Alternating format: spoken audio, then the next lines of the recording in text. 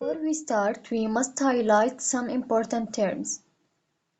بداية رح نتكلم عن الفايبرين بروتين، ولكن قبل ما نبدأ لازم نعمل highlight على some important terms، يعني بعض المصطلحات المهمة، وهي ال heart attack, the blood thinners and the fibrin protein.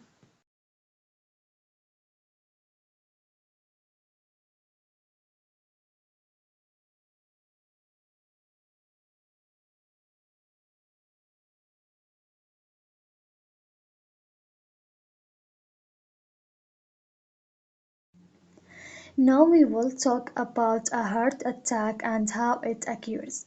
A heart attack occurs when the flow of blood to the heart is severely reduced or blocked.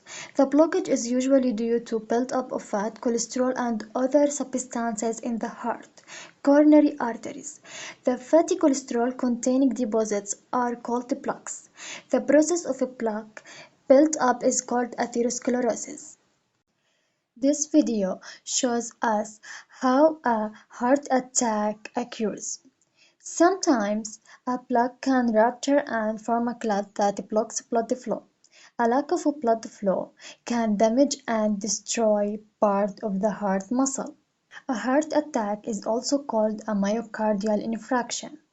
And this video shows us the deposition and accumulation of deposits and plaques inside the artery, which leads to the occurrence of a clot and blockage blood flow. Now we will talk about blood thinners. Blood thinners prevent blood clots, which can stop blood flow to the heart.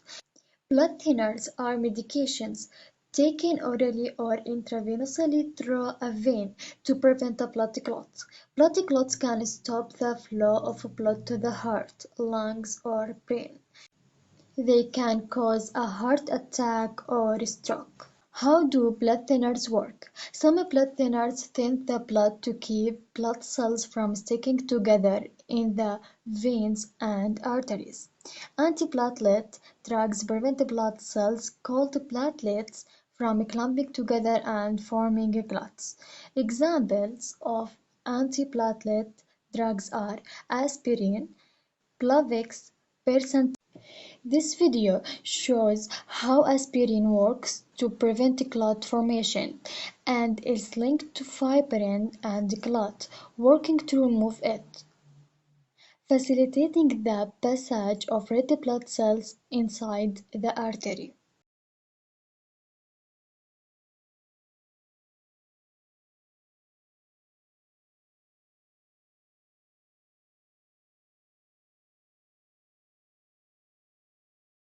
Fibrin protein. Fibrin is a fibrous protein that plays a role in blood clotting. This protein polymerizes to form a hemostatic network at the one site in conjunction with platelets. هلأ كنا بنعرف إنه الدم داخل الجسم بيكون سائل، لكن لو خرج من الجسم بيتجمد وبيتحول لجلطة. لما فحصوا العلماء هاي الجلطة وجدوا إنها مجموعة من الخيوط على شكل شبكة بتعلق فيها كل مكونات الدم. أطلقوا على هاي الخيوط اسم الفايبرين. أخذوا الاسم من مقطع فايبر اللي هي خيوط، والإن من كلمة بروتين. حتى نفهم أكتر مفهوم الفايبرين وطريقة عمله بجسم الإنسان لازم نركز على كم مفهوم آخر بتسلسل. رح أشرح لكم استخدام الفايبرين بشكل مبسط حتى نقدر نفهمه أكتر. لو تعرضت أنسجة الجسم لإصابة أدت إلى نزيف فيها رح يضل جسم الإنسان ينزف لولا وجود الفايبرين اللي يؤدي إلى تشابك الصفائح الدموية على شكل كتلة إسفنجية. لكن الأخطر من هذا إنه يحدث عندنا بلد كلوتينج في الأوعية الدموية دون حدوث إصابة أو سبب مباشر. هلا بدنا نعرف كيف الفايبرين بواجه أو بحل هاي المشكلة، لكن لازم نتعرف على شيء اسمه فايبرينوجين. هو بروتين مهم جدا في عملية تكوين الفايبرين، وبدنا نعرف عنه أنه بتكون من 6 بيبتايد تشينز وهو soluble. حتى أحوله لفايبرين اللي بتكون من 4 بيبتايد تشينز وهو insoluble لازم أكسر 2 من الروابط. يطلق مفهوم الثرومبين في حالة أنه يكون active، لكن لما يكون inactive يطلق عليه بروثرومبين، لأنه في حالته الأكتف رح يكسر جميع روابط الفايبرينوجين، وبهاي الحالة رح يتسبب بضرر.